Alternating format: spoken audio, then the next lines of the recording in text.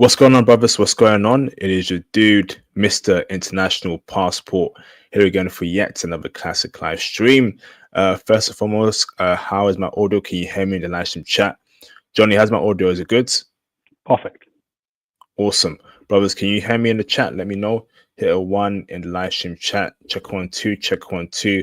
Mayday, Houston, do we have a problem? Okay. Can y'all hear me? Who's here? Okay. So we got 2 people watching so far. Those 2 people, let me know if you can hear me loud and clear as we get more people in.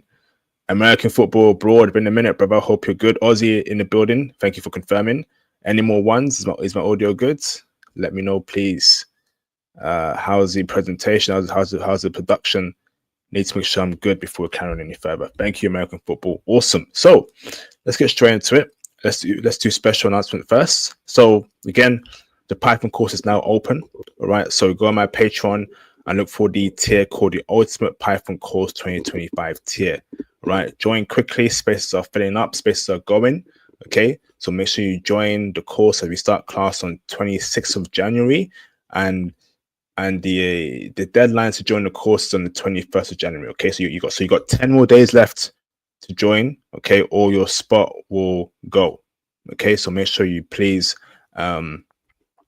join the Python course. We did a stream yesterday, the agenda stream, and you saw how great Python can take your life to a different direction. You've seen the brother that I mentored get his first IT job, my former Python student. So IT and Python is the way forward for Passport Bros and the best career field. Aside from that, on the Patreon, I dropped the Ukraine explicit intel on the Patreon in 5 parts, dude. And that's probably one of the best ones so far. Go and check out how freaky Ukraine women are in the bedroom. I'm certain that Ukraine will open this year, okay? As Trump will probably sort out this war with Putin, okay? Aside from that, on the Patreon, there's intel on stocks, crypto, and traveling. Go and join that too. I'll be doing more videos and intel on that. Aside from that, go and cop the merch. Get you a hoodie, get you a t-shirt. And aside from that, book your IT consultation with me via the Candy link in the description box below. Okay, for IT guidance and IT support. So let's get straight into it. Okay, brothers, you can see today's stream will be about Kenya. We have a Kenyan man here, straight from Kenya, who is here to give us the raw, uncut truth. How you doing, Johnny? Man, doing good, man. How you doing? I'm doing fantastic, brother. Johnny, you have a good day today so far? How's your day, bro? Good? So far, so good. It's kind of cold here in Austin. But, just kind of bracing it. It's cold in Austin, bro. It shouldn't be hot. It's cold? What? Man, it's cold. It's cold for Austin, man. It's cold for Texas. But anyway, it's kind of like, it's a one-day thing, so I can't really complain. It's one of those things that happens once every 2 years. Damn. Wow. So, brother, thank you very much for your time. Tell me who you are, brother. Tell me where you're from and anything interesting about you, bro. Let's start from that introductions. Oh, for sure, man. You go by Johnny. Let's just go by Johnny. From Kenya, moved to the US, 2010? So about 15 years in here. I go back and forth every year. I work in finance in the investment field, more as a data analyst, investment analyst. And dad to 1, I have a daughter, 8 years. Besides that, I used to be a personal trainer in Kenya, so I used to be in the fitness industry before changing to finance here in the US. But other than that, I'm just your regular person, man. I'm a soccer fan, football, that's my life. Anything else, just ask. Amazing, brother. So, brother, what made you move to America in the first place, brother? What was the reason? Oh, it was actually, so like I said, I was in fitness, right? So I used to do like bodybuilding, fitness modeling. So I used to host the events. So there's an event that I used to host that was international called MuscleMania. So I used to run it there, kind of like MuscleMania Africa. So I would host those 2 events. So I actually came here to go for the finals, to actually take the people that I kind of won the Africa division to Miami to compete there for the finals because they have it every year. And you know, also to get sponsors, so we can actually take it there and increase the price. So I mean, I came here 2010, went for the event, went really good, and I went back to Kenya. Then when I was there, I was like, you know what, dude, I was like 22, 23. I was like, why not go get my degree in business so I can actually, you know, just expound further into it. And some of the clients that I used to train back then were more like high level clients. So they actually encouraged me to like, hey, dude, just get your international degree.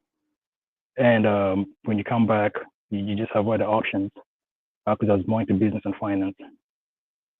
So that's what actually brought me here the second time now, kind of like for school. Wow. Amazing, bro. Amazing. So now, I'm assuming you're from Nairobi? Yeah, Nairobi.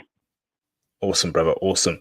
So, brother, so my first question to you is, now, from your perspective, right, should passport bros move to Nairobi, Kenya? Yes. In your opinion? Yes? Tell me why. All right, let me take my experience now being here in the US versus being there. Number one, Nairobi gives you the essence of just being you. You as a human being comes first and foremost. You're not a black man. You're just you, and how you conduct yourself is how you move forward in life. So you actually get some of the distractions out. Two, family aspect. You have a higher chance of raising your family there and being present without having the permission of, I like to say, permission of a woman dictating whether you'll be there or not.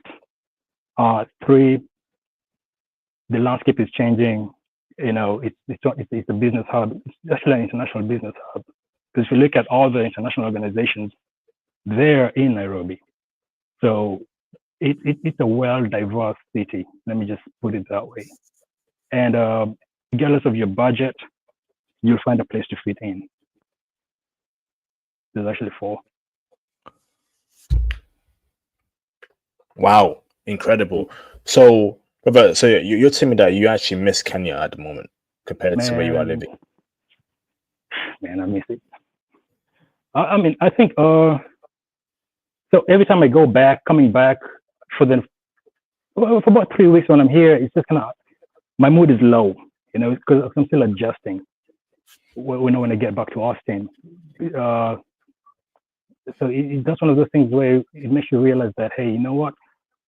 Like, I'm here, but my heart and soul and body is there because I'm constantly thinking about it before I get into the grind of things. Because here, it's just work, and everything. I'm like a robot. Let me just put it this way.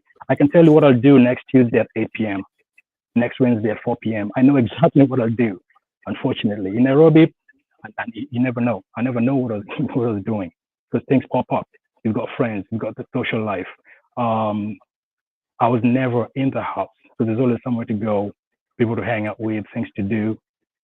So things are sporadic and spontaneous as well. Wow, incredible, brother. So, Bobby, knowing that, so Nairobi is a black country, right? Would you say that, it's a country where black people run the country, black people are successful there? It is what we call the black man's land, brother. Oh yeah, definitely. It's black people run it, and I would say, okay, so I said it's diverse. I would say 60% black because I mean, there's Indians there, there's white people there, but a small majority. So depending on where you live, the job that you do, you might integrate with different kinds of people, but it is 60-70% black. And most of the businesses that you do will be with black businesses. And your success depends just, what you can offer the other person and what they can offer you. It's a mutual business arrangement. So it's black completely. Wow, incredible. Wow. So, brother, obviously, I know there's Indians, Chinese, and whites there. In your experience, how they treated you? How do they treat other black people there? You know, do they look down on black people? All right. So it's funny when you asked that. So I went to a private school. I went to a really good mixed school, and so there were Indians there, and that's how I kind of got to know their culture. Indians themselves, I mean, they have their own caste system, and depending on your last name as an Indian, you know, Patel, Shah, apparently they don't mix. That's how I came to know that. You could even see that towards some of my classmates. But I mean, growing up, they had their own thing. They played cricket. You know, we played rugby, soccer, but they played cricket. We would mix in terms of academics and, you know, conversation stories. But other than that, like parties, you really wouldn't.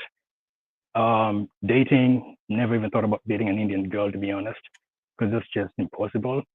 And also, most of them are, I can say, wealthier. They live in the richer areas. So some of the industries are owned by them, some of the major industries, because they have the capital, and some of them, those businesses are passed down from generation to generation. Because I worked for a company when I finished high school that was run by an Indian. I will never work for an Indian again. And it's not that, let me put it this way. You are there to work. You are a worker. Whether there's something to do or there's nothing to do, you have to look busy. And he would even say, they'd be like, hey, what are you guys doing? Come on, move, arrange those boxes. Like just some stupid stuff. But then I was 18. And I would kind of feel bad for the people that were there working there as a means of living. Because I was just there just to pass time before getting my fitness certifications. So when I look at it from that point of view, it's not a favorable condition to work for them. But you never really mix them. Chinese, on the other hand, just depends. Most of them are cool. They're there to do their work. They respect you if you respect them. They'll teach you whatever you want to know from people that have actually worked with Chinese, from what they were telling me when I was visiting. They're like, yeah, they're actually cool to work with. You know, they'll give you connections. If you're an importer of things from China, they'll give you the contacts, like, hey, contact this company for what you're trying to bring in. So they do have that business connection. For them, it's business. And they will work with you as long as both of you are eating. Interesting, but so you're saying that, so you're telling me that they are wealthier than black people. Indians in Kenya are wealthier than black people in Kenya. Wait, work for the black people? So Indians have more money than black people in Kenya. They're more wealthier. Oh, no. I mean, okay, so it's a niche. So the Indians, it's a tiny community. So within that tiny community, they're all tight knit, and the money is circulated within themselves. So from that perspective, if you look at it from like a larger scale, they have more money per person. But maybe one out of maybe two out of every 3-4 Indians will be slightly wealthier, considering the entire black population of Kenya, where maybe 2 out of every 6, if you get what I'm saying. So they are a tight-knit community where the money just circulates within them. The majority of the Indians that you meet there do have money. Their companies are family-based. You will not be a CEO of an Indian company. It's the brother, it's the cousin, it's the nephew. And you can be friends with them. I mean, as long as it's not business, you can be friends with them. So you'll hang out with them. But when it comes to Monday through Friday, they're working.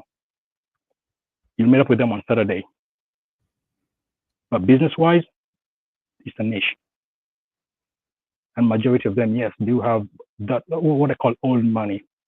Most of the Africans, most of the Kenyans right now have what is called new money. So most of them are actually getting wealthier by the day. Damn, interesting.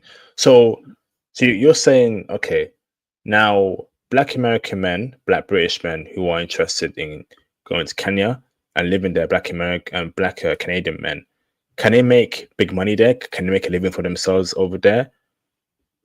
It depends on the service. I mean, just like everyone else, what are you, what's your expertise? Is it IT? You're trying to, if it's IT, yes, you're trying to hold classes there. People will pay to attend the classes. Sales. What are you selling that's unique? You have to have something that will put you to the top, to where you'll be the main guy. If someone wants this, they go to you. But if you're just doing something that 10, 15 people are doing, you won't stand out unless you have your own clientele, and that's how your business will grow. But if you have a niche, you'll succeed. Awesome, bro. Awesome. So now, brother, tell me the bad things about moving to Kenya. What don't you like what do you like about Kenya as a Kenyan man? Or what I like or don't? No, don't. Politicians, corruption, because those are, and they actually run concurrently. Those are the only people that are slowing down the growth of the country, in all honesty, and everyone knows that. The wrong politicians slow down the growth of the country. Money disappears. The currency drops in value. There's more taxes. That's what I hate, because I hear my brother complaining about this every other time. The taxes are high, and the worst thing about that is the taxes are really not going to something that would benefit the entire country. It's like to pay debts or something, some macro level crop that the politicians just brought upon the country. That's just the downside. That's the only thing that I hate about Kenya. What else? More international organizations are trying to bring this whole feminism stuff, and that, I mean, it's still on the lower scale, unlike Nigeria or some of the Western countries where feminism is like at a higher level. But you can still see most of these organizations are more like, hey, what's happening to girl, child, women issues, and it's kind of like trying to push an agenda. That's what I really don't like. The going about it the quote unquote the propaganda way. And it's something else that I don't like. So I think I'm using the whole African time thing. I'm not even gonna lie. If you miss someone or two, honestly, just come at 3, or just 4 even. It's something that I'm used to. I mean, it's bad, but it's just in it. Sense of urgency. If you're really a person who needs things done now, you just have to. You either have to go to a higher scale, depending on your business and what you actually want. You actually have to go to someone else, pay 3 or 4 times the amount, and that would be like an established brick and mortar place, depending on the service that you need to have it done ASAP. But if you just go into like a small scale business, individual person, it might take like 2 to 3 days for them to offer the service to you. But it will be quality, because there's a whole lot of intelligent people in Kenya, and they offer quality services. It depends on your taste.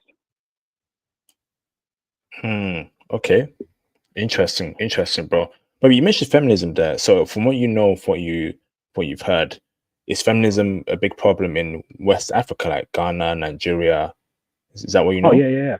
Even growing up, we all knew that's the motherland of feminism. Even when I was a kid. I mean, one of the biggest advocates for feminism was Nigerian. I mean, a really good author. I respect her, good books, everything. But we know feminism is more in West Africa. Okay, so but you're saying Kenya and East Africa is safe from that? I mean, it's creeping in. I would say I would give it 30%, give or take, from the whole population. Yeah, 30% or 20%, 20 to 30%. And also, there's a wannabe feminist. Like they're not feminists, but they tend to pretend, or not. I don't want to say pretend. They have their own version of what feminism is, which is kind of like, dude, that's just not feminism. That's just you saying someone should treat you right in a particular way. It's not forced upon. It's not like someone will tell you, hey, don't say I'm a female, say I'm a woman. Like, dude, what the heck? It's more same thing. Or men are getting these jobs because they're men and patriarchy. People just understand, like, hey, the population is this. Men hold these types of jobs. So most likely, you as a female, it'd be hard for you to get into this industry. And there's a sense of understanding, like, hey, this is how things work.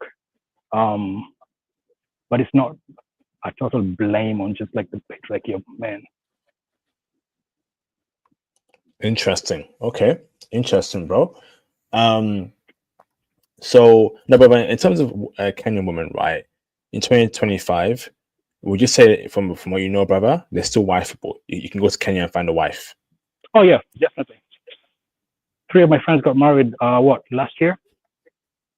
Every friend that I know that has been married, they're still married, raising kids.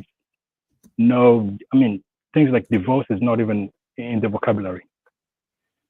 So yeah, there are still marriageable women there, and you can see it on a daily basis. Even just the way the regular women just talk to you, how they respond when you approach them, or even vice versa when they approach you. Because women they will compliment you. That's one thing I'll give Kenyan women. They'll compliment you if you're actually looking good. It's like, hey, they'll give you praise. They will, I don't want to say feel good word, but they do express themselves if they like what they see. And they also Awesome. offer, like, hey, they won't just, for them, it's not just take. They'll actually offer you something. Like, what do you need? You're going shopping tomorrow. What do you need to buy? Okay, hey, I'll take you shopping. There's this store that has this nice, whatever it is that you're looking for. Like they'll offer something in return, even just hanging out with you. It won't just be you doing things for them. They'll be like, hey, what are you doing tomorrow? Okay, cool. If you don't mind, we can go together without strings attached. And it's not like they want something from you. It's just like, hey, whatever it is that you're doing, yeah, I'm free tomorrow. We can do it together if you're down for that. Amazing, bro. So, bro, would you say that Kenya is the best country in Africa? Oh man, that's all right. So I've been to 10 countries in Africa. I don't want to be biased, but I'll say yes. Why? Well, Why is that? okay, let me see. South Africa is good, but the thing I didn't like about South Africa when I was there, by 6 p.m. things are closing down. And depending where you live, because I stayed in Pretoria when I was in South Africa, that's kind of like a higher skill area, more white, I would say. Very few. I think I only saw like one black family in Pretoria when I was there in the neighborhood I was staying in. Things close at 6. By 6 p.m. things are shutting down. The nightlife, it's in a specific location, and by 11 things are kind of like winding down. Joburg is good, but in terms of the vibe of the people, South Africans are friendly, but they don't top Kenya. Ugandans are chilled. Tanzanians, they're more relaxed. They have no worries. Rwanda, beautiful women, small. Economic activity is there, but it's more of a place where you just go chill, relax, and come back. In terms of growth, that is. Ethiopia is good too. There's some of those Malawi, Namibia. Most of those are chilled countries, more like slow paced. But if it's kind of like if you want a mix of fast paced and slow life, I would say Kenya. So you've got Nairobi and you've got Mombasa. So you can do your business in Nairobi, fast paced, and go chill in the beach in Mombasa, go relax, in the coast and come back. And that's an hour flight, 45 minutes. Amazing. Wow. Okay, brother. So, brother, the India thing is really bugging me because I just hate seeing, non-black people do better than black people in their own countries. Like you go to India, ain't no black people doing better than the average Indian in India. It's a common theme that I see. Non-black people dominating black people in their countries, and I'm sick of it, brother. I really am. In Kenya, right? I'm reading some things online. They're saying like Kenyans own the soap industry, manufacturing. Sorry, Indians in Kenya, sorry, own the soap industry, manufacturing, IT. What's going on there? So, but you're telling me that black Kenyans are still successful there? But remember, owning industries are very important, bro. So, do black Kenyans own industries, or is it the Indians in Kenya? So for the industries, that's Indian. Because like when I was telling you the story of the company that I worked for when I finished high school, the company makes peanut butter, jams, juices, mainly for export, and it is Indian owned. But if there's a historical context to it, um, in terms of they've been having this industry since the 70s, so it's kind of like deep rooted in them. And unlike Uganda, I mean, Idi Amin kicked out. He gave the Indians 24 hours to leave the country. I think in the 70s or something. I forgot what year it was. And most of those Indians did come to Kenya, because also remember, Kenya takes in a lot of refugees, regardless, be it from Sudan, India. So it takes in a whole lot of refugees. So most of them are Kenyan born, Kenyan raised. The grandfathers are Kenyan. It goes all the way back. So it's kind of hard to just kick him out. That's an unfortunate part. But the industries, yes, they run the industries, manufacturing industries, clothing industries.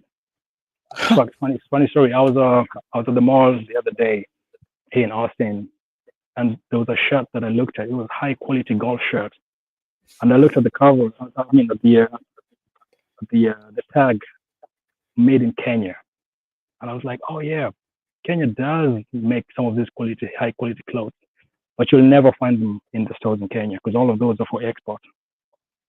And it was a good quality golf shirt. So yes, that's the unfortunate part. There's money there, but it's only going to a certain community. And I'm assuming that in their companies, right, they only hire mostly Indians or only Indians, right? No, this is because most of that is hard labor, or more like I mean, it's a factory. It's more like chain, so it will be more Africans. The pay sucks, and this is the part that I was like, hey, this is not where they're using the system. You're not a full-time employee. Very few people, maybe let's say 20% of the company are full-time employees, but the rest of the workers work on a 2-month contingency basis. So every 2 months you have to reapply. Why? They're not giving you healthcare, no medical. All within that 2 months, they're like, hey, this is what you're getting paid per day, and overtime. If you need overtime, it will be this amount. But every 2 months you have to reapply to come in. Now, if you have someone in the company, you're constantly just getting employed. Every 2 months, you're coming back. Because some of the people that I worked with, they were like, hey, I'm not coming back next month because my contract is ending this month, so I can't come back. And then they had this thing where you can't do 3 contracts consecutively. So you'll do 3, but you have to mandatorily take a month off, then come back, even if you know someone in the company. So that's how they used to like avoid treating the workers quote unquote fairly. You come in, you do your work, every Saturday you get paid, and that's how it is. And at that point for me, I mean, I was 18 and I was just passing time So for me, I was just getting pocket money, like money I'd pay for the gym, get some supplements. Just I'm not paying rent or anything. But now when I sit back and I think about it, at this age that I'm on, and the people that I worked with, that is actually human.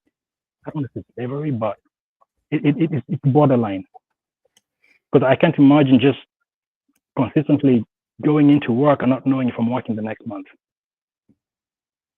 Or if you piss off someone, you're not getting that contract next month. Wow, bro, this really bugs me, man. This really bugs me, man. I'm going to tell you, this Indian stuff in Africa really bugs me.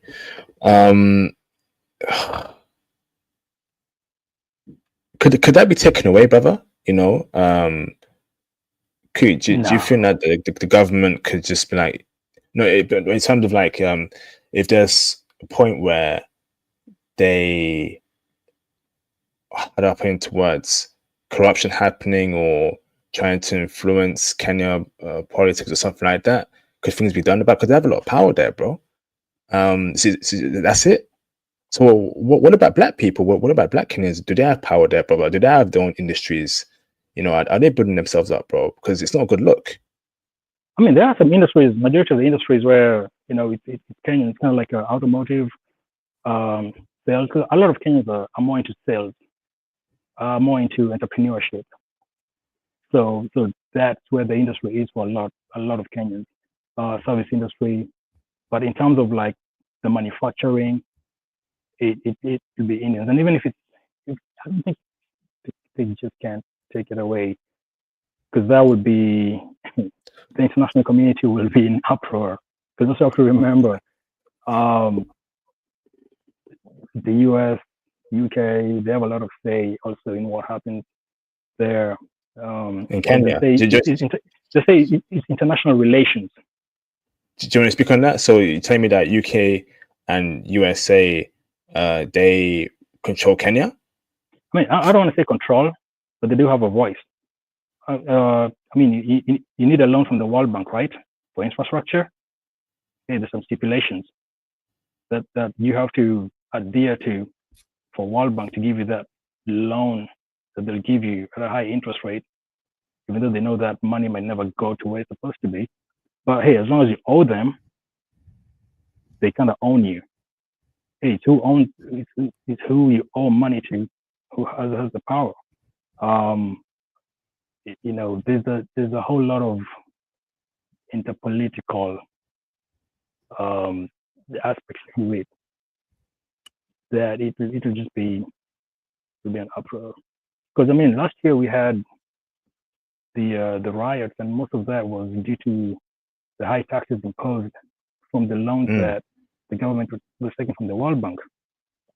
And people are like, we don't need the money from the World Bank because the money that we're generating in this country is enough to build the infrastructure that's needed. Because most of the money that you're giving to the government, people are not seeing it. And then now we end up owing the US, the UK, China money on a high interest debt. So now it's all the tax revenue just going up to pay what? To pay the debt. So that's we need. Yeah, we need to up our game, man. They seem to have like a network. Indians, they got even like I remember I knew some Indians in the UK that had connections in Kenya. They had property in Kenya. They had business in Kenya. Then they have business in the UK, whatever, right? But how many black people can do that in India? And that's just my issue. It's just my I feel like again we open Caribbean, black people, Africans open themselves up, right, to foreigners too much, in my opinion. And which whatever, right? Like they're very, very kind, right? But we don't get that same love back. And it really annoys me. Like if you're making money in our homelands, cool, whatever, right? But can we also make money in your homelands too? How many millionaires are black in India? How many black people live in India? Would they even allow a bunch of black people to move to India? And that's my worry here, man. Like we have to start thinking, from a from a unity perspective, you know, we have to start putting ourselves first, you know, as black people. It's not a game out here, bruv. It's not a No, no, flipping true, game. true. People are for their groups. People are for their tribe. People are for. They even go by names, bro. If you're not this name, I don't mess with you. So that's within their community. So now, so that means if that's within their, if they go by names, bro, then you know that they'll go by race. Then you know that they'll go by social stats. The fact that it's the fact that, bro, that when it comes to names, Patel, Brahim, like if you have that name, or we can't mess with you. It's weird, bro. So that means it's only all Patels. So if they have that kind of, you know, clicky link there, right? Then you know that something's going to be up from us of those clicks. There could be racial issues, discrimination, right? It annoys me, bro. Like we have to stop being so flipping kind and inclusive, man. And if we are going to do that, right, then we need to ask them, okay, we're inclusive to you in your countries. Can we make money in your countries? Can we send people over there and run your industry? Imagine black people running tech industry, brother, or the car industry in India. That'd be impossible, right? Speak on that, bro. That's impossible. That's a pipe dream right there. That's one of those things that will, let me say, never happen. So I'm saying, man. We need to change that because you're seeing now things are tougher now in 2025, and people who have generational wealth, they're not feeling the effects of how bad, you know, certain economies are or where the world is going. They have that, you know, generational wealth. The money's being invested, but we're starting from scratch, man, and it's hard. It's hard to build wealth when compared to people who have built it a long time ago, bro. Yeah, that's true. So in terms of industries, I mean that's just generational wealth is a no-no. You either have to be an entrepreneur, which is import export, because everyone, come to think of it, everyone that I know that's actually quote unquote rich is an entrepreneur, and it's all about import and exports. They either sell cars, building material, and that's new money. Like I'm talking people that I know that I saw growing up, who just decided just to go into business on their own, and right now actually thriving. But that's new money. That's not family money. And I don't think I know anyone that their wealth came from the family and they're still in that business. Even real estate, it's all new money. So most people are in IT, cybersecurity, what else? Banking industry, more so service industries. So, brother, let me And ask this right. So, go on, carry on. Sorry. oh no, okay, go ahead. So, how do black Kenyans feel about Indians running their industry like that, brother? There's got to be some sort of, you know, what's going on here, like, or are they just happy that that's the case? Have you spoken to other black Kenyans? How do they feel about that, brother? With, you know, how much power Indians have in Kenya? I don't think now the downside is I think they're so used to it, or they've been seeing it ever since they were young, growing up, to where it's not a part of the conversation unless you're actually working for them. Then it'll just be like, hey, this guy's mistreaters, or this boss is this and that. But then again, it's one of those things where, hey, if you don't want the job, there's another person that will take the job. So it will, the few people will complain amongst themselves, but then again, they also do need that job. Now, very few industries intermingle with each other with the Indians. So majority of the Kenyans, I would say, that are into business with themselves, they don't really do business with the Indians. So it's not part of their thinking process or their thought process. Like, yeah, we know these industries are owned by them, but on a day-to-day basis, they don't affect my business, my income. So it's kind of like just shrugged off or not even spoken about. That's the unfortunate part. It's like if you're not experiencing it, then it's not in your mind. And I think that's how it's gone for so long. If otherwise, if more people are experiencing it, then yeah, there would be something to be done or something in the process of getting It's done. so. Would you say so? Is the average Indian in Kenya rich and doing well? The average Indian, keep it real, brother. Yeah, yeah. Average Indian is doing well. And they all live under the same house. I mean, houses are big, so they have their own area, kind of like in Their own Western. area. So, but own area, and it's all Indians that live in that street or avenue, right? Majority of the Indians will live Wow. in that particular area. So there's areas that you'll go, and it'll be Indians. I mean, there's a temple, But there's a temple, and, there's everything. and I know black people can go to those places. No, I mean you can go, you can move in, but there's nothing for rent. There's all the houses are fully occupied, and even if I mean if you have the money, yes, then if there's one being sold and you can buy it, you can buy it. But remember, they never sell. The child will get that house. Now, most land leases are 99 years. So think after every 99 years, depending on when that lease was acquired, they'll have to renew it. Now, maybe that's where now the government might intervene and resell the property or something, but that's the only hope now. So most land leases are 99 years. So maybe like the third, fourth generation might have to renegotiate. Oh, let me read super chat here. I'll open up the lines in a bit. Shout out to Mr. Perception Rules Reality for the support. How are women in Kisumu, Nakuru, and Nanyuki and versus Nairobi? Oh, women, Kisumu. I mean, Kisumu, that's my ancestral land. So I'm Luo, so we're from Kisumu. Kisumu women are nice. They're family oriented, but they also don't take crop. Let me just be honest.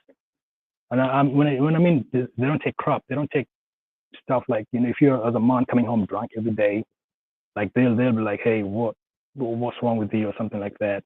They'll tell it to you, but they will not just up and leave because it's not even in the custom. And if even one of them tries to do that, the family and the parents will be like, hey, what are you doing? They'll sit you guys down and talk to you guys. Nakuru is close to Nairobi. Nakuru is a nice place, nice camping areas. The women are nice. The women are more. So there'll be more Kikuyu tribe, most in Nakuru. Just depends on how the girl grew up, I can say. Nyanyuki, man, Nyanyuki is far. It's like semi-arid. Oh no. Nyanyuki is okay, also same as Nakuru, give or take. Nairobi is diverse. I can say vast is Nairobi. Nairobi is a melting pot of all those tribes in there. So you'll find anything that you want in Nairobi. Let me just put it that way. Do you think, right, white people have allowed Indians to be successful? Because the reason why I say this, is because like I feel like we've also been held back in Africa, Caribbean, in the white man's countries in Europe and America when it comes to building wealth. Whereas but I'm sure brother, that Indians throughout time have been used as the buffer class. So in South Africa, right? When whites were oppressing black people and still oppress black people in South Africa, and they wanted to continue apartheid or whatever, right? They would import Indians, to help with that oppression.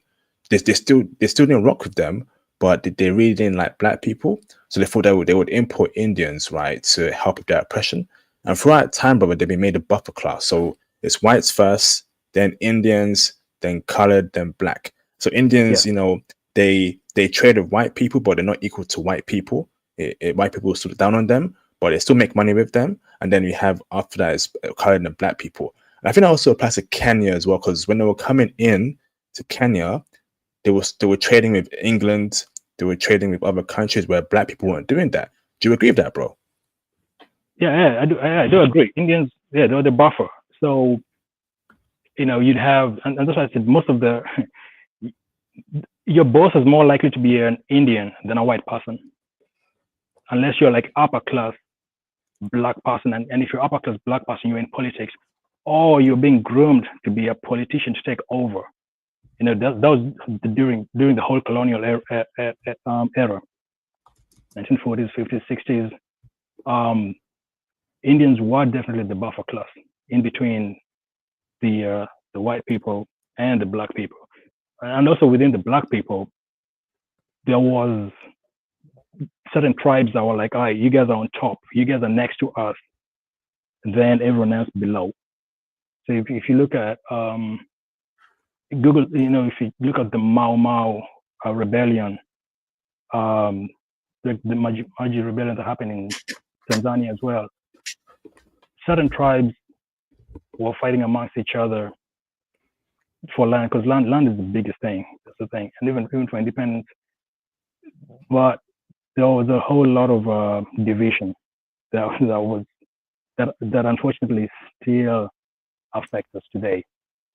The whole tribal thing. That's the only downside as well.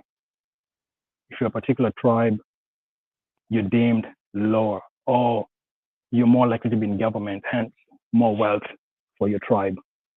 So that's I can say is one of the biggest costs that was bestowed upon us during the colonial era.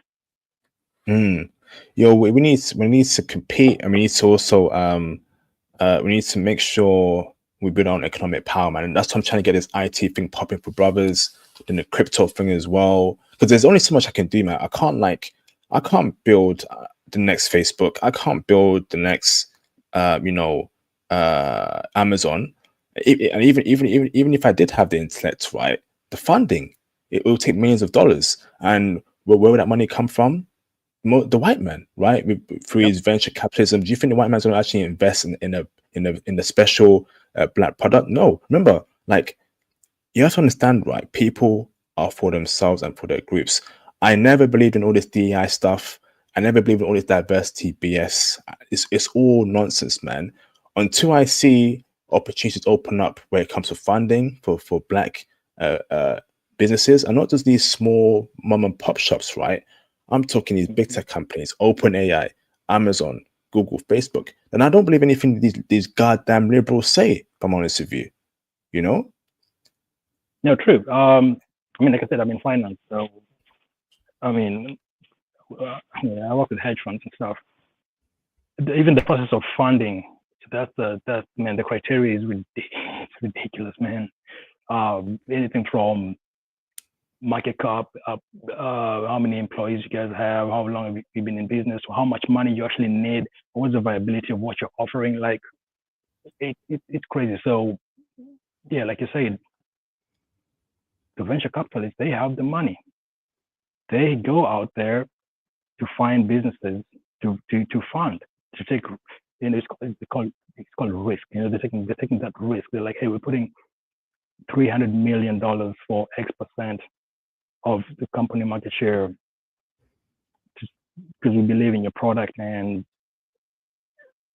in the hopes that obviously they get a return. But all those companies are usually white owned, or a subsidiary of another bigger company, or a company that was already funded and now they're looking for second round funding. It's ridiculous. Like, a company can be funded at close to 800 million first round, not make a profit, spend all that money, but still raise money on the second round, almost double that, because what they call an investor belief. And you're looking at the product the company is offering, you're like, this is ridiculous. Have you scoured the earth, like the entire globe, to find other businesses that you can venture in for even half of that amount? Because I can tell you something, Kenya is a big tech hub, and there's a lot of smart people, a lot of industries. But funding is one of the biggest issues that they're having. Is it mostly black people in the tech hub in Kenya? Yes. That's good. Okay, working at directly. least something. Okay, not Indians everywhere. Oh no. In the Thankfully, second man. of Kenyan. Okay, so that means if the funding does come, we can see Black Kenyans, building these big tech companies owned by Black Kenyans. That's what I hope for. And I know that I think Austin Homer's out there and Kid Yep. Greatness, and I'm hoping that both of them, right, start building, taking what they learn in America and building it in Kenya. And I think that's what Austin and Kid Greatness should do, Yep. and they can actually build industries there, Black American owned. Remember, at the end of the day, right, we're all Black at the end of the day. Like Yep. for me, I wouldn't give a damn, right, if Black Americans came to the UK and were owning businesses over here. That to me that's another Black man doing well. I don't do this tribal. I don't do this low IQ tribalism BS, right? To me, if you're a tribalist, you have a low IQ. At the end of the day, we're all Black and we are the same skin color, right? So Oh yeah, for that's me, true. Yeah. right, I like seeing other Black men succeed. I'm sure you can tell by the channel throughout my interviews. When Theo does well, I'm happy for him. When another brother does well in IT, I'm happy for him, right? And I think Black people need to let go of this idea, right? If he's doing better than me, you want to hate him. No, in this life, right, people will always be taller than you, stronger than you, richer than you. Accept it, bruv. Accept it. Either you work hard yourself and get to where you want to go to. If not, don't hate on another man, bro. Don't Oh yeah, hate yeah. on another Black man. It's weird. That's one thing I always say. I'm like, I don't get this whole division. I don't know whether it's propaganda. I just call it propaganda because I'm like, I just don't. The way I look at it is, if someone is looking at us from a distance, from another race, all you see is black. He doesn't care where you're from, man. He doesn't care whether you were rich growing up. All he sees, if all he wants to see is the color, he'll see black. That's all. So this whole hating or feeling somewhat, I don't even know how to say it, but Envy. togetherness is the only way that people will actually rise. Other than that, because if it wasn't for my friends here in the US, I mean, I've been held down by a lot of friends here in the US when I was in college, when I came through, roommates, all black, So without them, and we've supported each other along the way. When I got the job that I have right now, I paid it back. I don't want anything back. Hey, you supported me. It could be something as simple as, hey, my car broke down. Hey, you came all the way to pick me up to go to work. Guess what? I'm good now. Come through Friday. Hey, I'm gonna put a full tank of gas in your car, man. It's on me. It's just giving back. I don't, I don't see it as competition. I'm seeing it as, hey, I got your back. I have your back. Facts, man. Facts. That all that envy stuff needs to go. At the end of the day, no one lives forever, right? And you got to be thinking about, your seed, people who will live the next lives 200 years from now. We want Black people who are going to be alive in 500 years time, in 1,000 years time, to be living good lives. For me, right? Like you should always wish for, what's it called, the best for the future generation, and not just think about yourself only.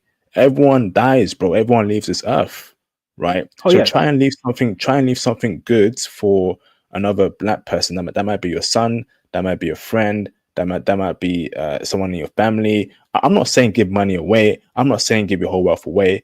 I'm just saying, right, words of encouragement, bro. You can do it, or maybe connect a brother with another brother.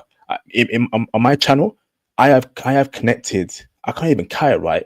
I have connected so many brothers in the background with other brothers, sharing intel, sharing IG messages or IG usernames, sharing their Twitter account, just to get you brothers to connect for business, for ideas. That's what we should be doing, bruv. It's weird, no, man. and that's true. Yeah, I fully agree. Because I mean, if it wasn't for connections, I wouldn't be here. When I was hosting those events, it wasn't me that was hosting it. I went to an event that one of the main guys that was hosting it was a Ugandan, and he did the event in Kenya. And I was like, hey, bro, you're having this event in Kenya.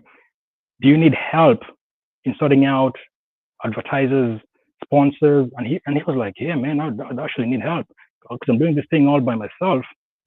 And in my mind, I'm like, dude, this is a big event that you just held for this fitness event, doing it solo. Hey, dude, let me hop onto this. Let me see what I can do. I'll be a Kenyan Connect. And I mean, we have for 2 years hosting the events, trying to get sponsors.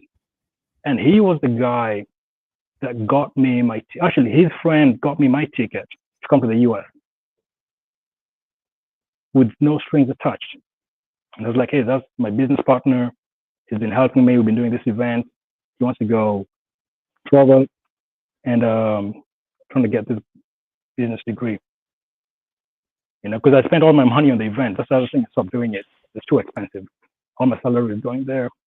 And because of him and because of his friend trusted his word, he was like, yeah, I'm gonna help your friend out. Got me the ticket. And the tickets are not cheap. It's like $1,800. So I'm like, hey, it's all about connecting. It's all about helping people. It's all about uplifting each other. Because if you don't, who will? No one else will. Facts. It's only you. You either have each other's back or you stab each other's back. And if you stab each other's back, no one's going anywhere. And you have to accept that people always do better than you. And I think that's something a lot of black men just don't get it. Now, for example, right, you may have let's say $200K in your account. Cool. Another black guy could have $5 million in his account. Why would you hate? Right? People always have more than you. He's worked hard for his own money. In fact, you should actually wish him, hey, bro, next year, I wish you have 10 million in your account, 50 million in your account. That's how you should be thinking, man. Like, and I think that this sort of envy, or why does he have that? I can't have that. It's low IQ. Either you work for your stuff or shut up and encourage another brother to do well. Because at this point in time, it's becoming real tribal in this world, bro. It's becoming real tribal. Right, you heard in my stream the other day, the Indian streams, where saying a certain group of people won't even run out to black people, bro. It's black people are being locked out of industries in Canada. So it's not a game over here, man. Yeah, exactly. That's the thing. It's kind of like, hey, I guess saying what's happening here is, because the unfortunate part is, by the time this thing surfaces to the top, it's too late. It's been happening beneath, so that's why we're seeing it now. And it's by that time it's too late. You've already been shut down, or now you start hearing stories of like, yeah, I used to have this contract with this company. My contract ended. They didn't renew it. They always renew it. The person that got the contract was the guy that was the Indian. So it's kind of like, yeah.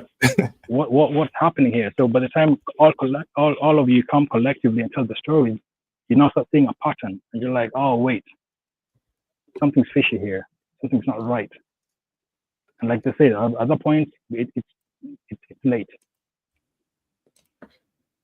Facts. Too late, man. And we need to sort this out and start moving, start networking, start doing these things. But I'm telling you to do IT, crypto, stocks, investments, thinking 5 years from now, 10 years from now, networking. And you know what? I think we got to get more brothers out there to Africa. Africa is still ripe for success.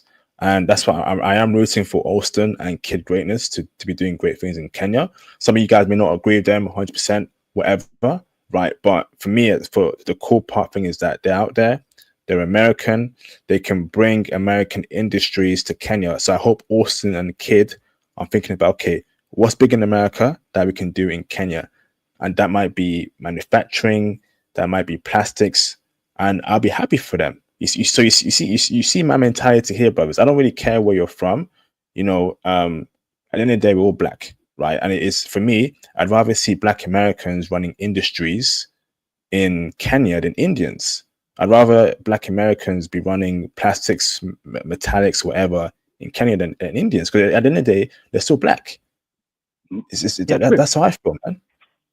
Exactly. And you know what? Yeah, because I'm actually, yeah, what Austin and Kid Greatness are doing. I mean, dude, I'm proud of them, man. Like they've changed the whole narrative. I won't even lie.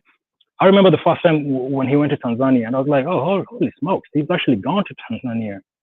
This might actually be huge. And every single stream is just better and better. It's changing so many people's narrative, and what he's doing, and even Kid Greatness is just it's just wonderful. I'm not even gonna lie. He's showing the other Facts. side, and it's like, hey, this is how this thing is. This is how this place is. This is what you can do. This is what you know. And like I said, more collective minds come up with new ideas. You know, I've lived here in the U.S. The things that I know for sure, I'll take back to Kenya. You know, there's things that I'm investing in Kenya in the next 5, 6 years that should benefit. You know, black people from here. Regardless, you want to come to Kenya, hey, you need accommodation. There's this place. You know, specifically, that's why I even bought land specifically for that. Because one of the biggest things that I found out was accommodation. If someone doesn't have accommodation and doesn't really know where they'll stay in a country, they tend to avoid that country. But hey, listen, I'm gonna make it accessible. Nice place, nice accommodation. If you're stuck, you can also come there and chill. It's just kind of like a hub, you know. I'm gonna call it. I don't know what I'm gonna call it, but let me finish paying off the land first. But Okay. these are some of the things that we need someone that's done so we can get you on the channel to promote that. So whenever that's done, hit me up, and then we can do a stream about what you're doing. I've done a stream actually with a brother about his rental properties in, was it? I can't remember what African country it was. So I'm hoping it does well, because I linked it on the channel for brothers to reach out to him to rent out there. So once you've done your land and once you've built your stuff, reach out to me. Let's do a stream so we can promote it, and then hopefully you get income from that, and then you can start doing other things where maybe building more properties, and then you can be the pioneer in building an industry there and competing with Indians. So definitely, but you have to hit me up, man. I definitely want to do a stream about your business, brother. Absolutely. Yeah, I'm hit you up. I mean, even ideas from people like, hey, what would you like to see built here in this part of land? So we're looking at the lake in Kisumu. The airport is 10 minutes away. People take ideas because you also want to incorporate, the vision of people. People might want to come there, chill for a month, 6 months. And what would you like to see in a place where you'd like to lay your head? This is how the place looks. Just browse ideas. I don't want to be selfish and think of it all by myself. I'm like, what would make you comfortable if you go to a foreign country? What would you like to see? Where would you want to chill? Where do you want to rest? And yeah, I'll definitely hit you up and brainstorm. Awesome. All right, Crypto Life, I don't think this stream is for you because I don't like that kind of negative thinking. So Indians are successful there, Chinese are successful over there. Why can't Black Americans be successful there? Like, again, bro, you see, this is what I'm talking about, bro. Like, all these reluctancy will get you nowhere if you don't go for it. So if that's how you feel crypto, okay, don't go there. But can you not be promoting negativity on the live stream chat? So I'm a bit tired of it.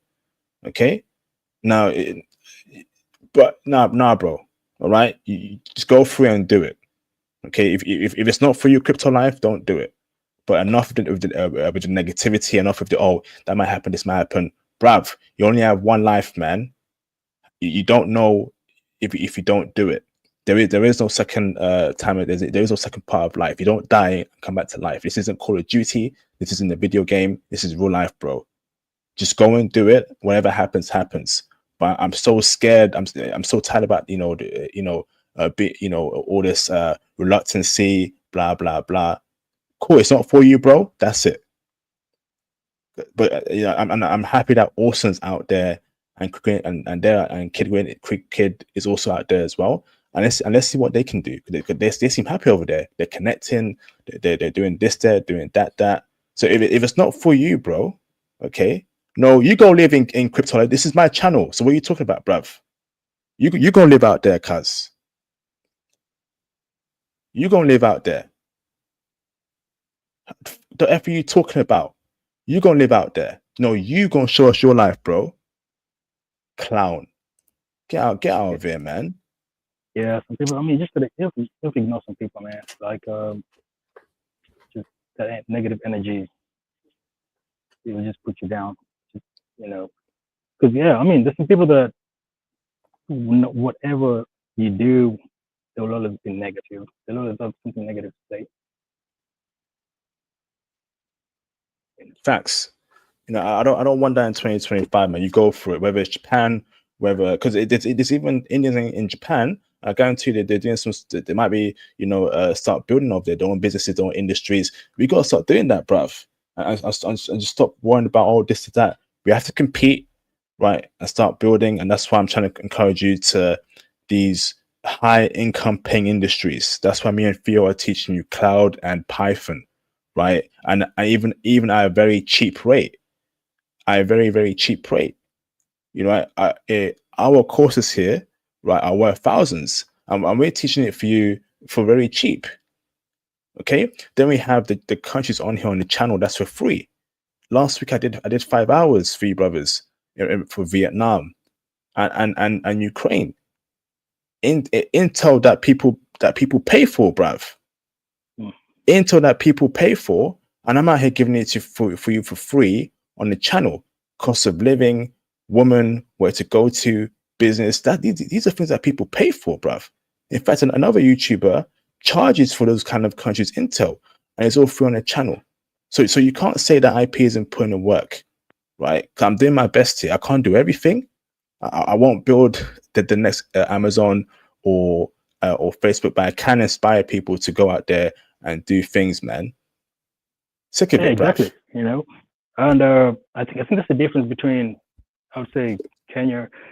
In terms of traveling, most people have traveled, and there's always that urge to go see what's out there. That way you don't really have the whole notion of what you see on TV. Because I'm not gonna lie, everything that I used to see about the U.S. is just all Hollywood, all magnificent, all speak and span, land of milk and honey. But the people that had traveled, they were like, hey, I mean, it's a good place economically, but socially, you will suffer if you're used to being social. If you're an introvert, then that'll be perfect. But if you're someone who loves other people, meeting other people, discussing things with other people, just going out on a regular and just meeting new people, you might end up suffering, depending on the state that you're in as well. And, there's always that curiosity. As a human being, you do have to have that curiosity within you to go see what's in the other places. I've been to the UK. I mean, it's only 6, 7, 8 hours away from Kenya, so that was the common hub. The farthest place is the US. And there's that curiosity, like, hey, everyone talks about the US economically, like this being the best place. Let me go see what it is. Economically, it's good. It's both places are nice, depending on what you like. But my urge and my questions that I've always had have been answered. And even for people coming here to the US, I'll be like, hey, listen, if you're coming here, just know most of the time you'll be working, because everything is bills, and more bills. Everything costs money. Okay, there are things that you'll need that you did not need in Kenya, per se. Depending on the state that you live. If you live in Texas, you need a car, you need insurance, you need a couple of things that you really would not need if you lived in, I don't know, New York or some other places there. Tuition is expensive. You need to do some certain jobs that you never thought you'd do. I did construction. I was a mover. Like I've broken my back just to pay tuition. And I'm proud of that. I mean, I cried. I mean, not cried tears, but it sucked when I was doing it at that point in time. But I had to do it. So you kind of gain your strength when you tend to do some of these things. It makes you the man that you are right now. It instills the discipline in you, and you tend to learn other things that you can take back or just teach the next person that's coming here. Like, don't do this, don't do that, and focus on A, B, and C, whatever it is that you're trying to do. Just the way people instilled wisdom in me when I came here. They're like, hey, don't mess with this type of women, or don't do this and this, just focus on yourself. And, people will give you clues and tips on how to live where they're living. And so is your current wife or girlfriend Black American or Kenyan? Black American. Okay. Ex, my daughter's mom. Yeah, you know. Oh, X. Okay. Yeah, ex. Yeah, we in college together. So I mean, I knew, you know, we'd be a family, but you know how it goes. There's some things here that you as a man really don't have a you don't have a say. Yeah. It's what she says. So what can you do? You just gotta be there, you know. So good, But bro. you tend to see both sides though. So I'm like, hey, learned my lesson. It's good now. Um, it's up to me now to show the next person coming here or going there. You know, if you're looking for a family, try and look elsewhere. Or if you're looking in here, just In the place, yeah, yeah, facts, bro. Absolute facts. So okay, if you want to call in, brothers, call in. If you want to chime in on discussion, if you have any questions for our guest, call in. Hopefully, this stream has inspired you. But again, it all starts with a foundation, right? It starts building yourself up. I think still being in the West, you have opportunities here because the dollar is very strong. So let's say you have $1 million, right? $1 million can go very far in Kenya for business, for building. I mean, we have to take advantage of that, you know? We have a very strong currency, the pound, the dollar, the euros. And if you earn good money in that currency, invest it wisely, etc., you can start doing things abroad. Now, we're not saying just go out there, right, and be food and just do anything you want to. Know the right people. Take some time to, see the environment. Austin and Kid have been there for a minute now, so I'm sure they know the right people. And you know they're in their right to to charge consultations. Why do you think everything's free, bruv? Why is it that a lot of you brothers, right, want everything free? The world isn't free. Food isn't free. Information isn't free. If you want the top information, right, and the top skill set, you have to pay for it, bruv. Why would someone work for free all the time, bro? Come on, man. So if you want the top information from someone, then you pay consultation. You pay their fee. If you don't like it, kick rocks. No. Everything should not be for free. What are you talking about, bruv? And true. that I right mean, there sorry, bro. That right there is a big problem in our community, right? If someone is putting in hours in work, or someone is building a course for you, or someone's out there getting information for you, then they need to eat too, bro. They need to eat. So what are you talking about? They're charging consultation. They're in their right to charge a consultation, bro. Every group of people, right? Every group of people, right, charge for their services. Nothing's free. Yeah, some of y'all are weird, bro. no, yeah, I mean that's true. Yeah, what you mean? Connections is what will get you the next step. I mean, you have to pay or learn the hard way. You know, there's no, like you said, there's no free thing, and there's nothing as beneficial as connections. So you might as well just pay that consultation, figure out what you're trying to do, link up with the right people, and trust me, it will pay off. That's something that I've witnessed myself. You know, I've got connections. I mean, just from people that I know that are in quote unquote high places.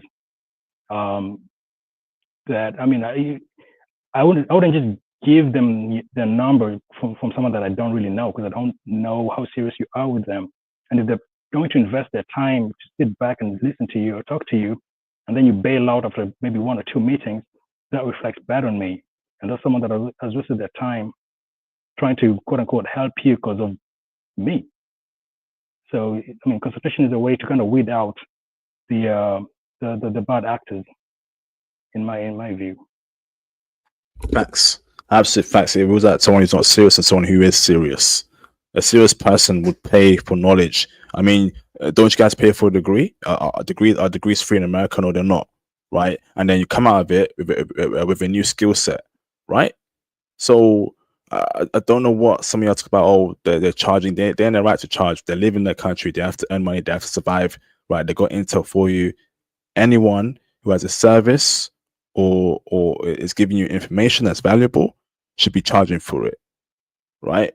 Indians charge, I'm guaranteed charge for their services. Chinese do, whites do, every other group of people do. So why can't we charge for our services as black men?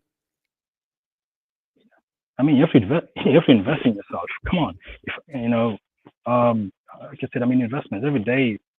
You put, if you're putting money in the stock market, you're investing in something that you believe in that should go up, and something that you've done quote unquote research on, and you believe it will yield you returns in X, Y, Z years.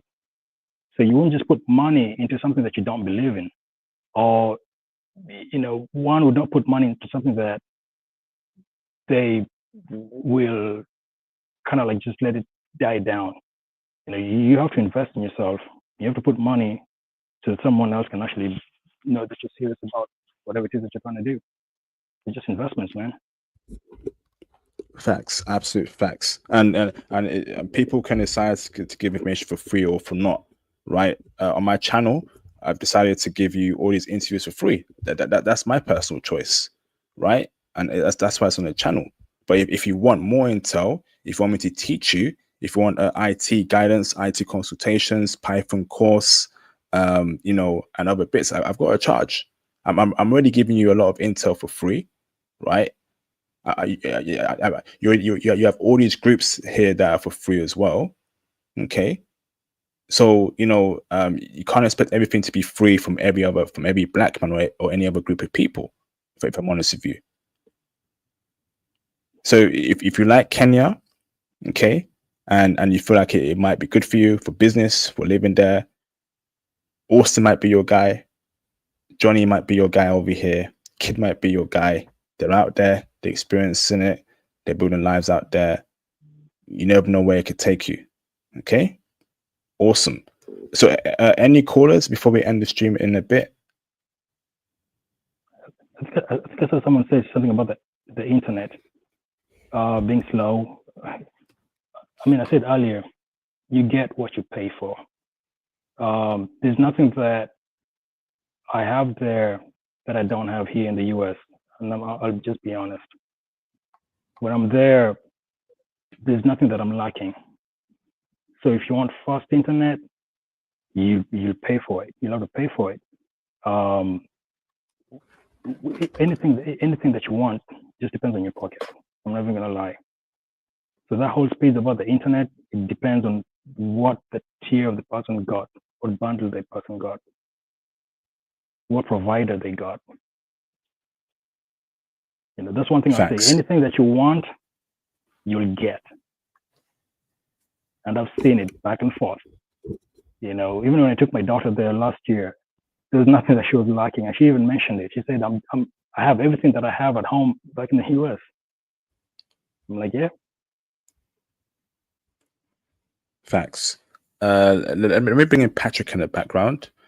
Let me see over here. What's going on, Patrick? How you doing, bro? Patrick, you there? Check 1 2. Check 1 2. Patrick. Patrick. Okay. Maybe he'll call in again in a bit. Awesome. We'll wait for him to call in. So, brother, do you have any plans moving back to Kenya in the future to live there permanently, or do you plan on having a base in America and in Kenya, brother, and earning currency in America, then taking it to Kenya? What's your plan, bro? That's a good question. So I've been thinking, if I can get 50-50, 50% here in the US, 50% there, because I mean, I have a daughter, so I kind of need to be present. But I need to set up something to where I can generate revenue regardless of where I'm at. Because I mean, I'm in finances. Yeah, I can do that, but I need something that will supplement that as well. Or one of the other things I can do is I can work for an international organization in Kenya that's based in the US that will pay me in US dollars for there. So that's another route that I can take. Because there are jobs that will place you in Kenya and they will pay you the way you'd be paid here, plus more, because they consider it hazardous pay. Because it's like, hey, if you're in this country, this is the base pay plus X amount for what they've calculated as hazardous percentage pay to add to your base salary. So I can do that. Other than that, or just go into business for myself. But with inflation, there's no way I'm buying a house here in the US. I'm gonna be honest. I'd rather take that money, invest it there, and just continue renting here. So that's just the most logical thing to do right now. Yeah, America is very expensive, right? Yeah, on the house, that ties me down. And then factor in, let's say I get married later on, but I don't see it, but let's just say get married later on. That investment now becomes communal property. So those some of those things I'm like, no. But let me just play it safe here as invest back in Kenya. That way I can have dual income. Awesome, bro. Let me bring in Patrick in the background. Are you there, Patrick? I'm there, RP. Can you hear me? Loud and clear, brother. How you doing, man? You good? Hey, what's going on, brother? I'm very good. I'm right there in your chat line. I decided to just call in because I don't want you to think I'm disrespecting the platform. How you doing? Hey, no problem. I'm all right, brother. Good to hear from you, Patrick, man. Do you have any questions for our guests or any statement you want to mention, brother? Most definitely. First and foremost, I want you to know, yes, I joined the course, so I already signed up for it. I'm looking forward to it. Former special operations, U.S. Marine. So, got a lot. I definitely look forward to it. Got some stuff I want to share with you as well. As far as the guests, respect to our brother from Africa. We haven't forgot about Africa. I think, my first question would be, when it comes to Kenya, you were speaking about, I guess, how the society is constructed, who has what. But my question would be, as far as I'm not gonna say passport bros, but as Black men from America, is there a movement there? Is there a message that's reaching for us? Is the government reaching for us? Are there groups that's reaching out for us? Like you have came here, but is there a collection of people that's saying, "Hey, we want to get Black men here to help build up these industries and with an image that we can relate to"? Is that happening on the ground? Well, this is what I'll say about Kenya. It's a free for all. I'm gonna be honest. No one will shun you. No one will kick you out. But people are open to business. There's no initiative to bring Black men from the U.S. It's hey, you're here, you're doing business, we'll do business together. When it comes to the Indian groups building businesses in Kenya, is the actual Kenyan government bringing them in, or are they just coming in and making connecting with the right parties to establish these? Even though you say it's generational wealth, but like here in the U.S., our government specifically reach out to certain nationalities that have certain skill sets, and they overlook their own for other mischievous purposes. I know because I'm in the government. I still work for the government. So in Kenya, is when it comes to the Indians being propelled above beyond the people. Because when I lived in Fiji Islands, Vila and Nandi, the government there not only put an Indian in charge of the people, but also were only reaching out to Indians and giving them business loans, like giving them money they don't have, they didn't come with, giving them business loans, giving them grants to go to college. Is the Kenyan government helping propel the Indian groups above the Kenyan people? No. Because I know you're saying it's a free fall, but here in the States, it's a free fall here, but our government actually helped other people propel away from certain groups of people like Black Americans. Yeah, in Kenya, no, the government doesn't do that for Indians. In fact, even most of the Indians that are there, like I said, they're Kenyan in nationality. But new Indians from India coming to Kenya, no. Now, the Chinese, we can say yes, because of the China Silk Road initiative that's happening with the infrastructure.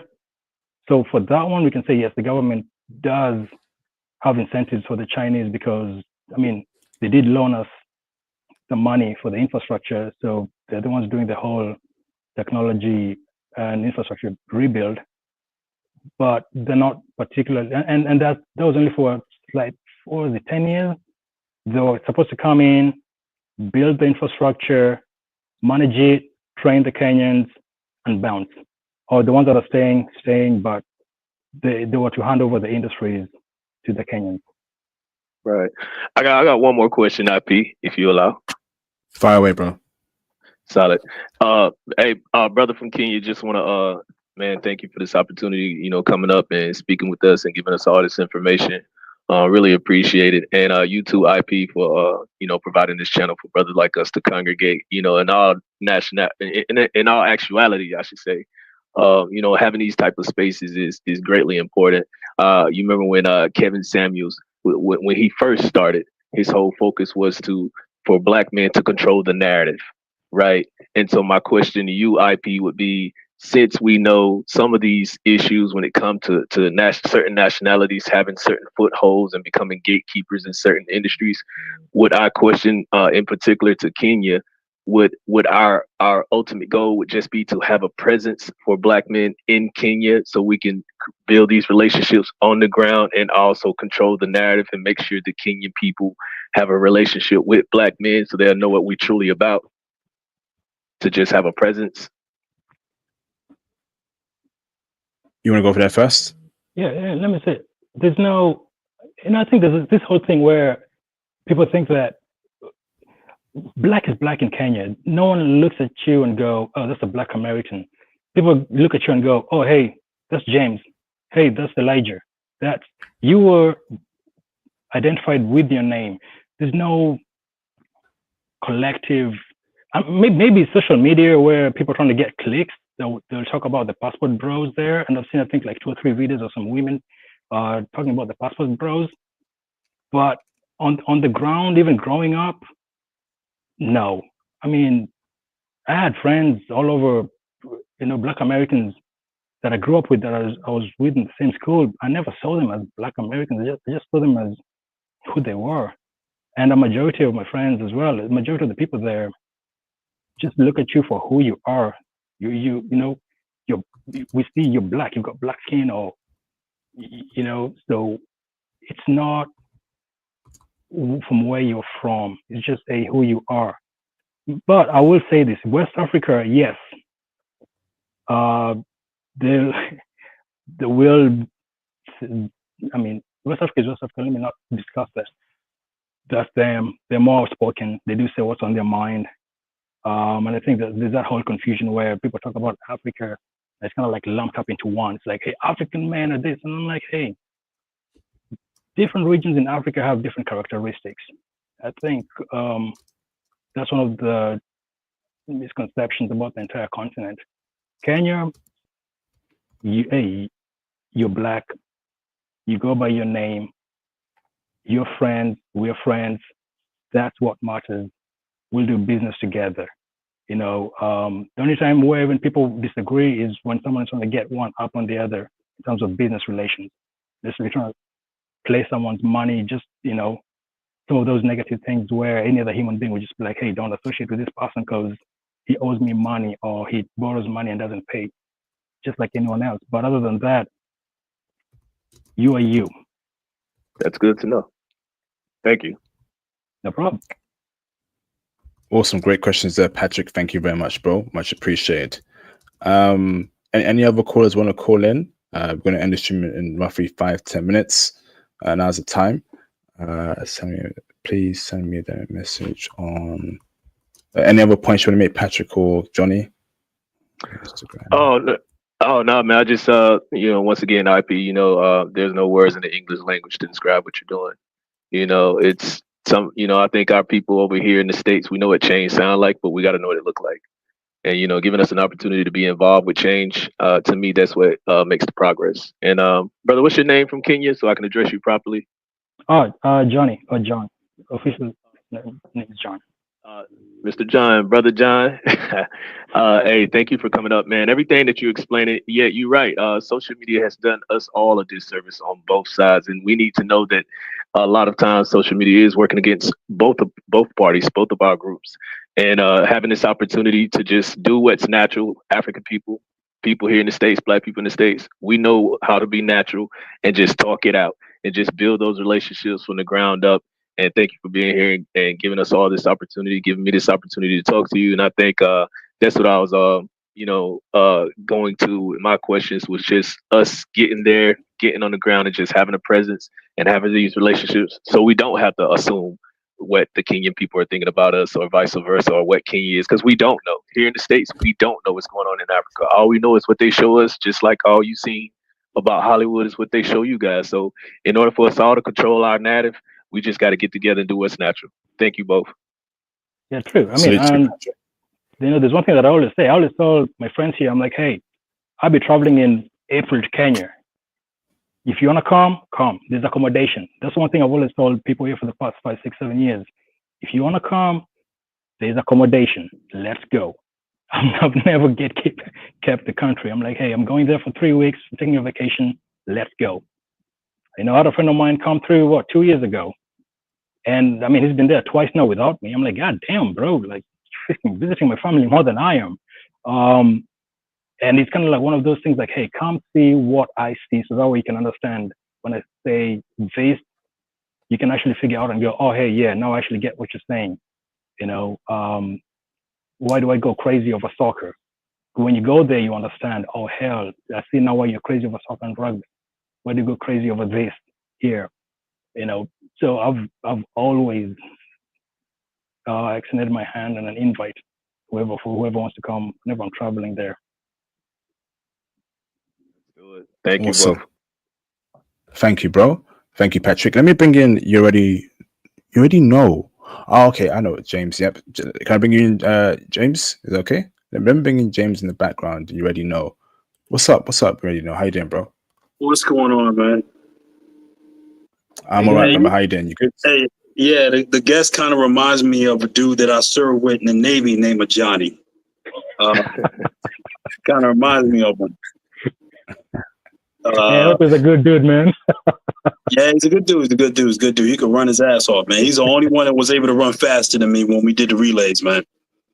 Damn, that dude was fast. God damn. Yeah, I was like fast for a while, man. But the dude, he got me. He got me by a couple seconds. I was out in Kenya, and I'm really glad that you brought up the women that were kind of going after the passport bros. And that's something important that you talk on. I kind of wish Kenyan men would talk more on it, because I know when I was communicating with the Kenyan men when I was out there in Nairobi, and I got a lot of people out there,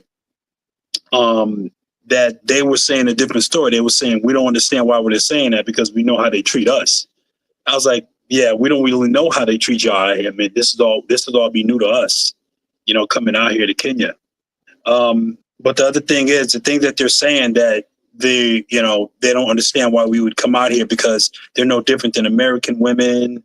And they the only reason why they like us, American men, is because of our money, things like that. So basically what you're saying is that Kenyan women are gold diggers, and that, they're all hoes. And the thing about it is, I've found Kenyan women to be gorgeous, make excellent wives, very sweet, and never ask me for a dime, and not even none of that. So could you speak on that a little bit? I mean, like kind of cut into it. Thank you, man. I actually agree, because when I saw that video, I actually did make a comment and say, hey, this is actually insulting the Kenyan women that you think you're protecting, because Kenyan women are not gold diggers. Listen, I've had women. You ever been served breakfast in bed, my man? It had this chick. I mean, that was back in the day. For the first time ever, dude, she served me breakfast in bed. She had a house help. She told the house help, hey, I will make him breakfast. This was a girl who was higher up in the company that she worked with. She never spoke about her income. She never brought it up. She liked me for me.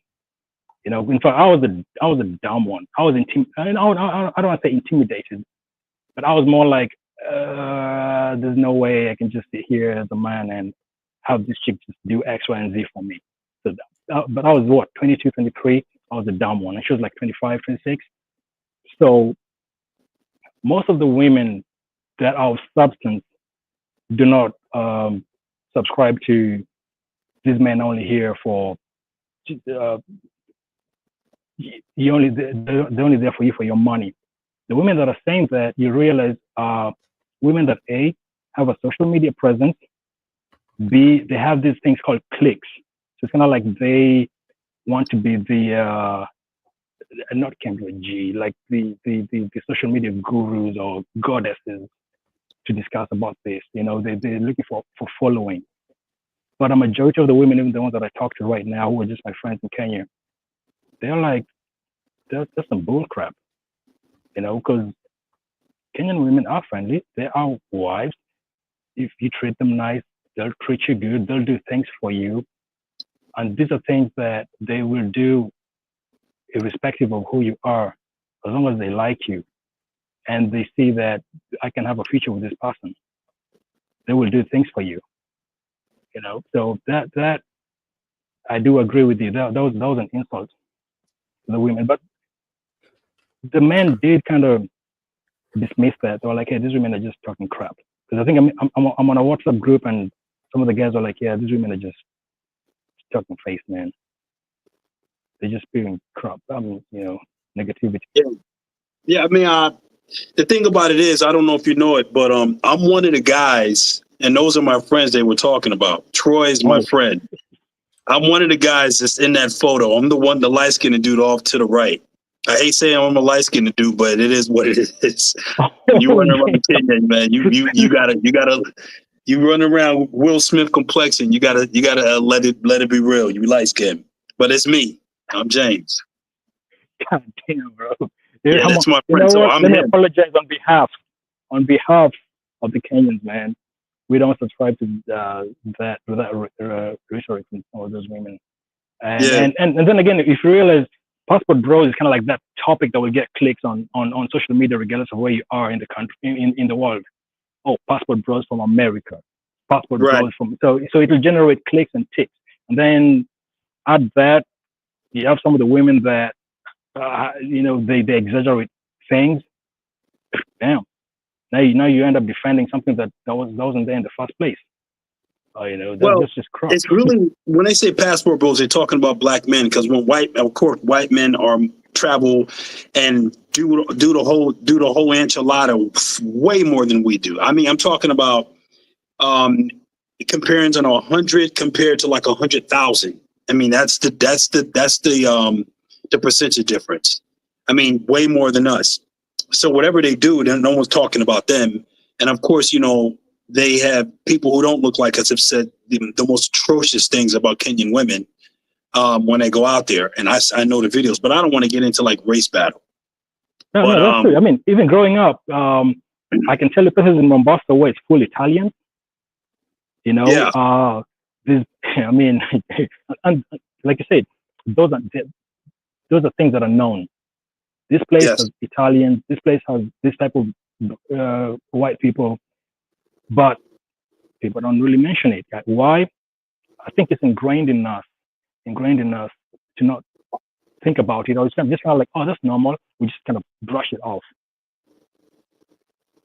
I gotta ask you, just me sitting at Oyster Bay with a nice section, with some drinks, my peoples. That's like a piece of heaven to me. You know what I'm saying? I love their lamb shank there, man. It's good. Dude, I was in Oyster Bay. My sister stays 3 minutes away from Oyster Bay. You would have said, I love it, man. Yeah. I love the food out there, man. I still order because I like to cook when I'm in Kenya. You know what I'm saying? But there's a lot of restaurants out there. I want you to if you could talk. I don't know if you said it about it, but give the people like a breakdown of the food out there, the hospitality, and how people will feel like they don't have to try too hard when they're out there. So that's the important stuff that people they can't see it unless they're there. If you could paint a better picture for them, that's something I would love for you to break down. Yeah, for sure, man. All right, the food is all organic. Picture the high-end stuff that you get at Whole Foods, but better. And you'll get it from the streets, because there's none of that GMO stuff. I mean, the government tried to bring it in, but it was kind of like shunned down. It's there, but it's not that much. But the food is quality. It's affordable. Depending on where you want to eat, it can go above $12, about 1,500 Kenya shillings, give or take, for like a proper good meal, even including drinks. The restaurants, pick of the litter. What do you want? What ambience do you need? You'll find your ambience there. What else?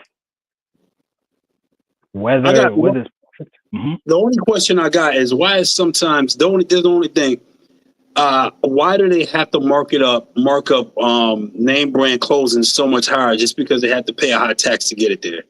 I mean, it's like too high, man. I know they got to pay it more, but come on. But if you talk about that, tell them about how you can get anything made out there, custom. So actually, good question. So when it comes to clothes, buy from the US, 10 times cheaper. If you're traveling, buy your clothes from the US, go with it there. But if you're buying the name brand from Deacons, Mr. Price, the high brand stuff, you'll pay almost double or triple the price that you'd pay for it here. I mean, the quality is good and everything is good, but the taxes are high on what they have to pay. Plus, the list on the mall. But if you're looking for something custom made, the tailors are everywhere. If there's one thing that Kenya doesn't lack, it's professional labor in terms of tailoring, carpentry, electricians. Most of the things that are expensive in the US are cheap there. Mechanics, barbers, what else? That I'm like, God damn, it's like triple the price in the US that's cheap there. And anything that's cheap here is expensive there. That's one of the best is to actually look at it. If it's clothes, go with the design that you want. Go with the material. Go to a tailor or get someone to recommend you a tailor and say, hey, this is what I want. This is the design that I like.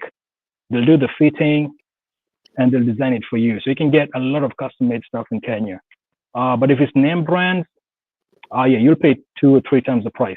That's just the truth. So you'd rather buy it here. And I see it when my sister comes here. She does her shopping here for clothes and stuff that she needs and goes back with it there. And the stuff that she brings from there for me here, which is cheaper there and expensive here. So there's a trade. And actually that's a business that someone can start. There's a shipping company in Dallas that does the whole shipping every week to Kenya. I can get a container. People can come together, get a full container, and they'll ship everything, including a bike if you need to, a motorbike, your Ducati if you need to. Some of those things that I can say collectively, people can come through and just get a full container to be shipped to Kenya and get your stuff there. And they'll clear it for you. You don't have to deal with the taxes and everything. You'll pay everything in Dallas. And in 3 months' time, they'll actually drop that stuff at your house or your apartment. What else? Yeah, I forgot. Okay. So I got to head off. It's quite late over here in the UK.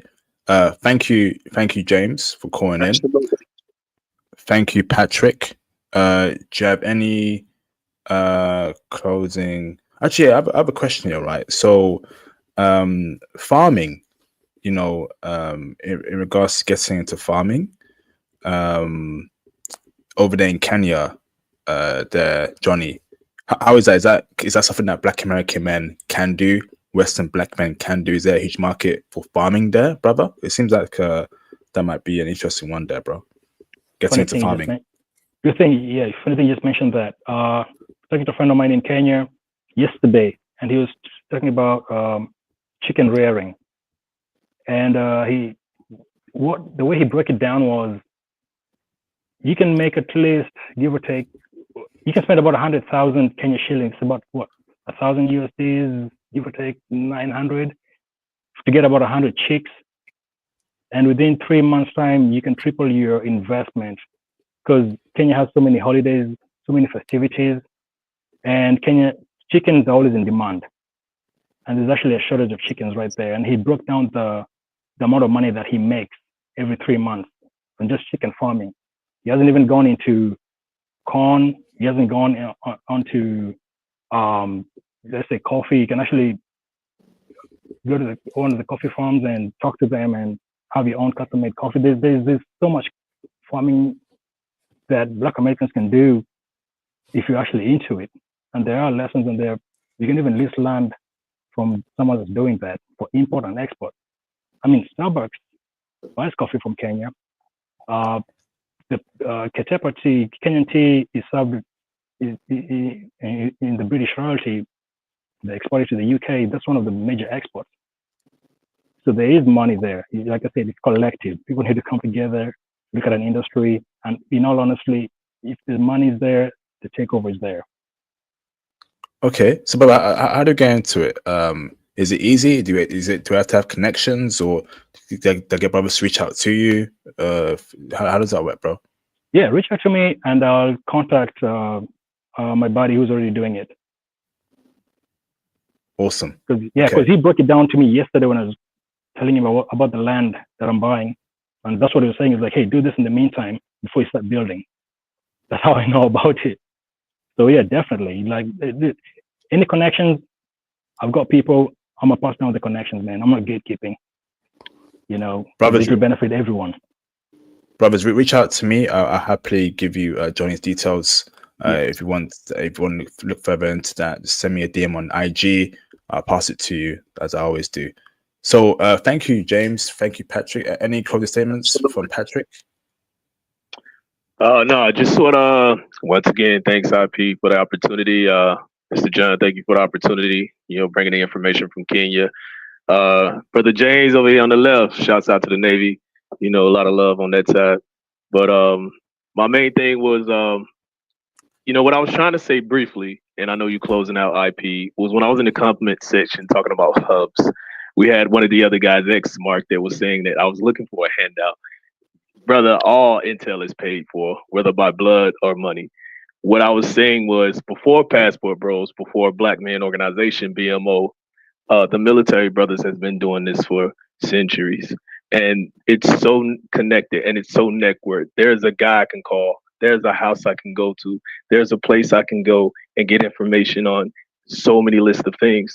And seeing that you started your channel, that's what attracted me to you. That you running those same type of contingency plans. You're structuring that same type of order, and that's what I liked about what you're doing here. So that's what I was trying to say.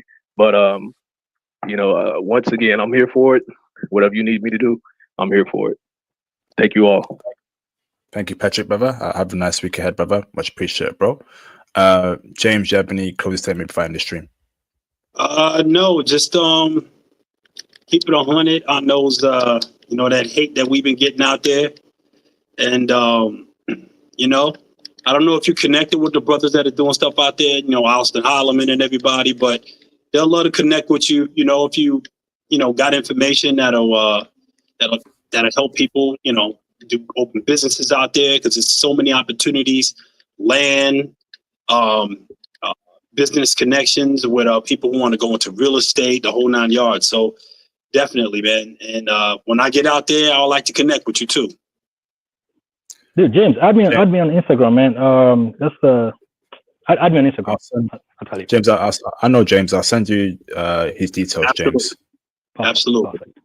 I got a lot of connections that I could hook you up, and you can hook us up with it too. So definitely. Nice. Perfect. Awesome. I'll make a note there. Right after the call, I'll send you his IG username, James. How's that sound? Absolutely. Awesome. All right. Thank you, James. Appreciate you, bro. Okay. So thank you very much to our guest, Johnny. Much appreciated, bro, for you calling in. Do you have any closing statements, Johnny? Hey, an open mind, open heart, open business. Just go out there and do it, man. Just forget about propaganda. Go out and see for yourself. Remember, what you see is what you see. It's not a lie. So you just go out there and see for yourself. And it doesn't have to be Kenya. Just go out there and just see for yourself. Open up your mind, and that way you'll figure out something. That's what I was told when I was 16, and that's what I followed. Open your heart, open your eyes, go out there and see. Awesome. Thank James. I want to say, Johnny, I want to say thank you very much, bro, for your support. Much appreciated. I want to say thank you, and I wish you success in your endeavors, prosperity this year. business wise, health wise, woman wise, everything, man. And whatever you're doing in Kenya, I hope it becomes very successful to the point where you come on my channel, you speak about it, we can advertise it, we can get brothers inspired. So I'm looking forward to you reaching out to me again. Hey, IP, go set up, do a stream, and it's what happens there, bro. Okay. Okay, I'll definitely do that, man. Hey, I appreciate it, bro. No problem, bro. So, brothers, once again, let me know what you thought in the comments after the stream. Again, Python course, sign up to that. We start class at the end of this month, so I hope to see you in class there if you're interested in IT to help earn dollars, pounds, euros, strong currencies, get yourself out there, investments, crypto. That's all coming on the channel. I'm doing a lot of research for you brothers right now. I'll be posting as videos on the Patreon or on the channel as well. Me and Phil will be teaching IT again this year. I'm currently setting up my curriculum as well, so I have a lot of work I'm doing at the moment this month. And yeah, again, book your IT consultations with me for IT guidance and support. I can help with that. And I wish you all a successful weekend. Peace out, brothers, and look after yourselves.